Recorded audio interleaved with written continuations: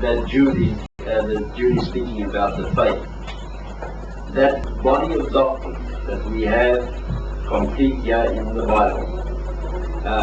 He said, now note what he says about this body of doctrine. He says, I felt the necessity to write you appealing that you contend earnestly for the faith. Contend for it.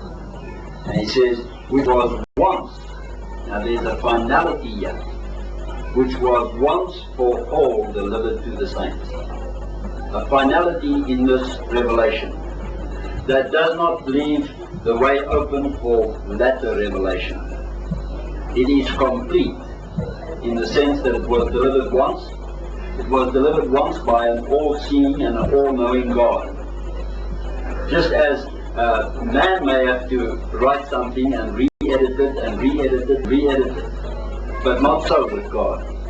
In delivering his revelation to the world, he did it once with perfection and finality. And it is a once for all type of thing. As the book of Hebrews speaks about the death of Jesus Christ being once for all. So in Jude, this revelation is spoken of as being a once for all. And we don't look to further revelation at all. I believe that we've got the complete and the final revelation right here. The instruction that God has given us now is contend for it, and that's what we're doing this afternoon. It doesn't say seek further revelation. It's not a matter of man coming along and saying, what shall the Lord say unto me more? But being satisfied with that which has been revealed. It has been revealed in all of its completeness. Let's just look over what we've seen.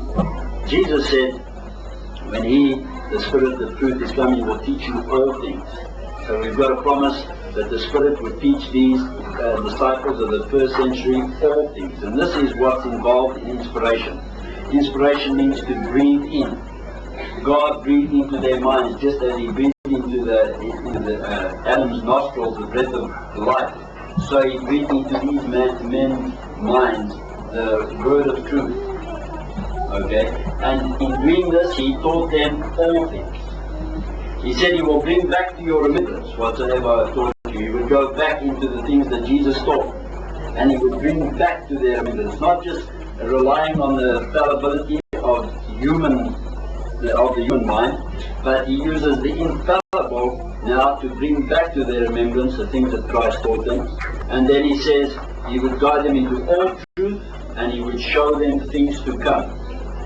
Only the Spirit could qualify in this way because the Spirit had an intimate knowledge of the mind of God.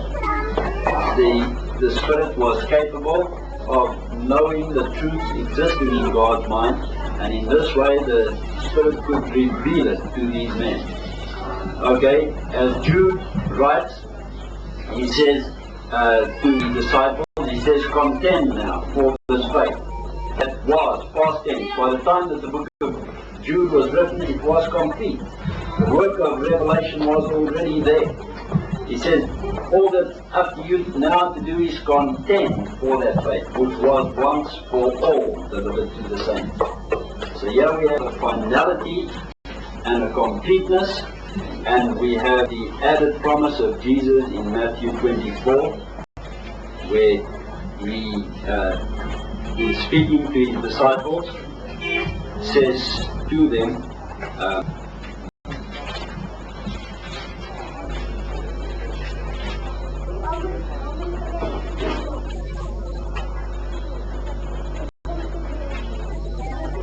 okay, Jesus says, heaven and earth shall pass away, but my words shall not pass away. So here is a promise then by Christ that his words would not pass away. I believe that the Bible contains a revelation that is perfectly reliable, that is complete.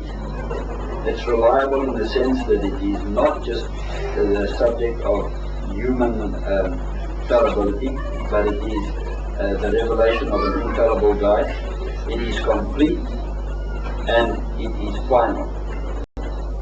I believe that we do not have to look further than the Bible for a revelation from God. This is God's way of revealing His mind to man. For those who will accept it and be guided by it, this is God talking to us through this word. Okay, my time's up. Thank you for your attention. I like your faith to say that you have not tried to prove that the Bible is word of God. So you were trying to exclude any new revelation. You were not proving the book itself. You were making an effort to say no fresh revelation. This is all that God wants to give. It is all given to us in this book, the Bible.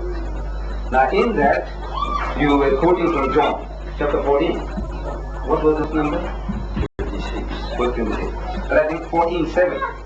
You read there, I'm quoting from the King James Version, or whatever the reference is, I'm quoting from the King James Version. That language is more familiar to me than your American Standard Version. Now in that, Jesus says, I'm quoting, I have yet many things to say unto you. Is it verse 7? What was it? I have yet many things to say unto you, but ye cannot bear them now. Howbeit, when He, the Spirit,